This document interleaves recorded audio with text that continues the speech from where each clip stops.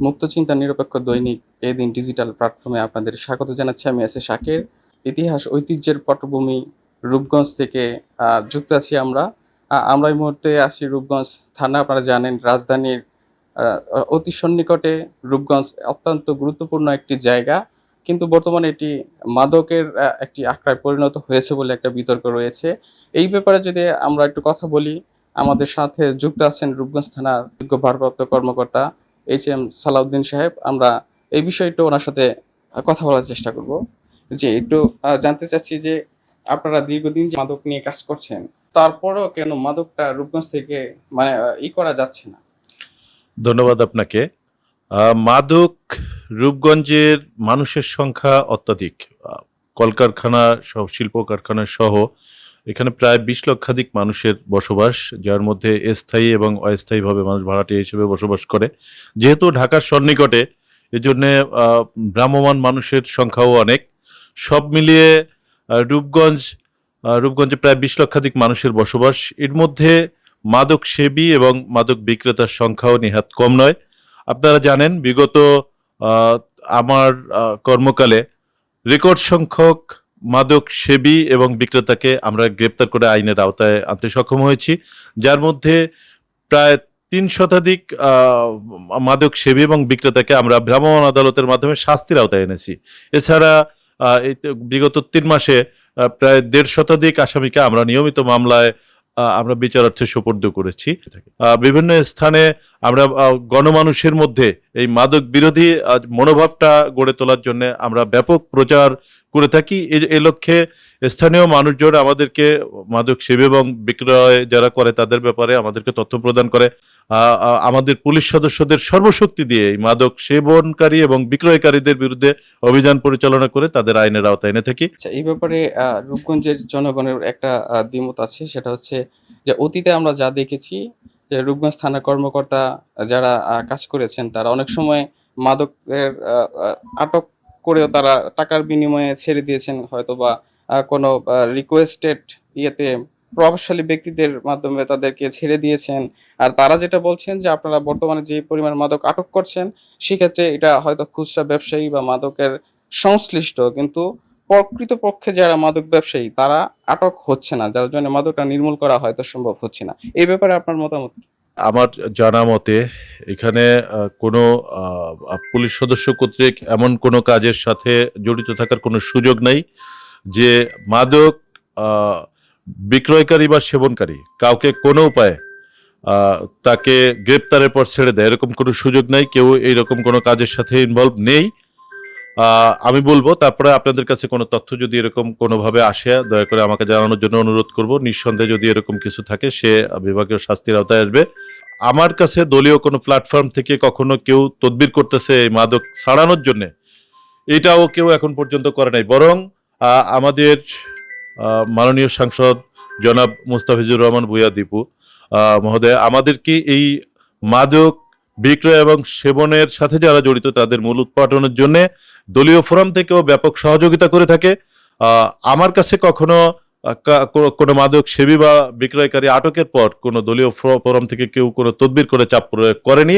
আপনার প্রশ্নে আমি একটু দ্বিমত প্রকাশ করব যে মাদক যারা বেশি পরিমাণ মাদক বিক্রয় করে তাদের আটকের সংখ্যাটা কম। আমার মনে হয় আপনার এই স্ট্যাটিস্টিক্সটা সঠিক নয়। আমাদের যে মামলাগুলো হয়ে থাকে নিয়মিত মামলা, আপনি দেখে থাকবেন প্রতি মাসে আমাদের যে নিয়মিত মামলা হয়ে থাকে এর মধ্যে যেগুলা প্রকৃত অর্থে ব্যবসায়ী এবং বেশি পরিমাণ মাদক উদ্ধার যার হেফাজত থেকে হয় সেগুলা আমরা নিয়মিত মামলার মাধ্যমে বিজ্ঞ আদালতে সোপর্দ করে থাকি।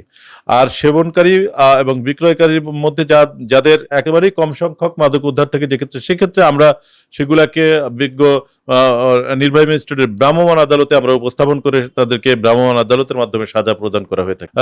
আলোর দিশারি হয়ে আমাদের সাথে যারা কাজ করছে তারা রূপগঞ্জকে মাদক মুক্ত রূপগঞ্জ হিসেবেই দেখবে ইনশাল্লাহ। সম্প্রতি সময়ে আমরা দেখেছি যে রূপগঞ্জের বাইরে ঢাকায় বেশ কিছু তরুণ আটক হয়েছে যারা আপনার ঢাকা শহরে বিভিন্ন ফ্ল্যাট ভাড়া নিয়ে রূপগঞ্জের তরুণ তারা ওইখানে মাদকের আস্তানা ঘাঁটি করেছে। এর মধ্যে চট্টগ্রামে সাম্প্রতিক সময়ে একটি ঘটনা খুব আলোচিত। সেটা হচ্ছে স্বরাষ্ট্র মন্ত্রণালয়ের স্টিকার ব্যবহার করে বিপুল পরিমাণ মাদকদ্রব্য আটক করেছে মাদকদ্রব্য নিয়ন্ত্রণ অধিদপ্তর, যেখানে আমাদের রূপগঞ্জের একটি তরুণীও সেই ইয়েতে বহরে ছিল এবং আটক হয়েছে। তো এই ক্ষেত্রে যে রূপগঞ্জ থেকে কি মাদকের এই তরুণ যুবকরা এই রূপগঞ্জের বাহিরেও ছড়াচ্ছে কিনা? আরেকটা বিষয় হচ্ছে রূপগঞ্জটাকে মাদকের ট্রানজিট পয়েন্ট বলা হচ্ছে। যেখানে পূর্বাচল উপশহর, নির্জন এলাকা, চনপাড়া পুনর্বাসন কেন্দ্র সহ বালু নদী, শীতলক্ষ্যা নদী, যার মাধ্যমে এই রূপগঞ্জ হয়ে মাদকটা ঢাকা শহরে প্রবেশ করছে।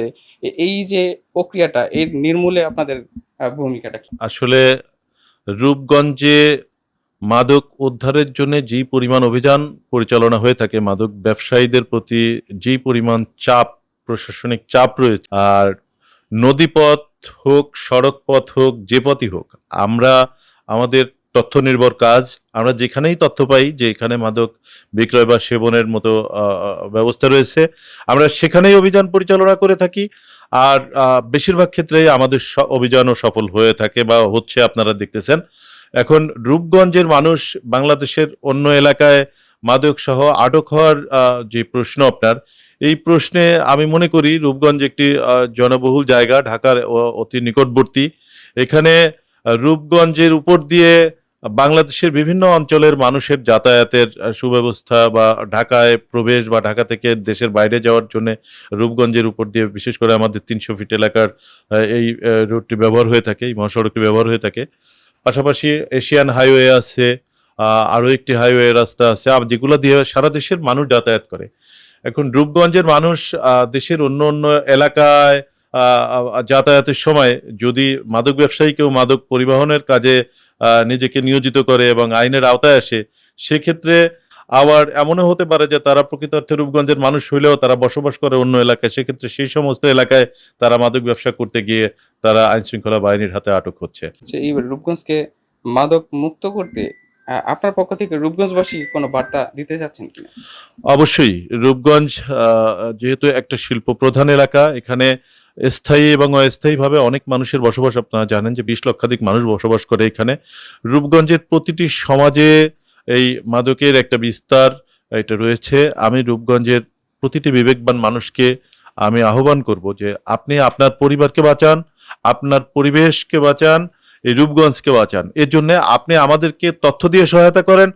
আমরা আপনার তথ্যে বা আপনার ডাকে সাড়া দিয়ে এই মাদক নির্মূলের জন্য অগ্রাধিকার ভিত্তিতে আমরা অভিযান পরিচালনা করে থাকি, এবং আমাদের এই অভিযানে আমরা আপনাদের পাশে চাই। তথ্য দিয়ে সহায়তা করুন এবং গ্রেপ্তারকালে পুলিশ যখন কোনো মাদক ব্যবসায়ীকে গ্রেপ্তার করে, পুলিশকে সহায়তা করুন।